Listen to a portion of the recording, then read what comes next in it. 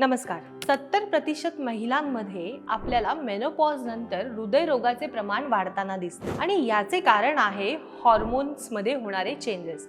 Especially oestrogen नावाचा hormone जो आपल्या हृदयाला प्रोटेक्ट करत असतो, ह्याची लेवल आपल्या शरीरात कमी होत असते आणि त्यामुळे आपल्या रक्तवाहिन्यांमध्ये चरबीचे प्रमाण, कोलेस्ट्रॉलचे प्रमाण वाढत असते आणि हृदयरोगाची रिस्क म्हणून आपली वाढत जाते. अशा वेळेला आपण लाईफस्टाईलमध्ये जर काही बदल केले तर आपण हृदयरोग टाळू शकतो. जसं की रोज 30 मिनिटं अनुशापोटी व्यायाम करणं, संतुलित आहाराचा समावेश करणं, योगासन, प्राणायाम व मेडिटेशनच्या माध्यमातून तणावाला नियंत्रित ठेवणं, तसंच रक्तातील चरबीचे प्रमाण नियंत्रित ठेवणं. या कारणांमुळे आपण निश्चितच मेनोपॉज नंतर देखील हृदयाला सुदृढ ठेवू शकतो.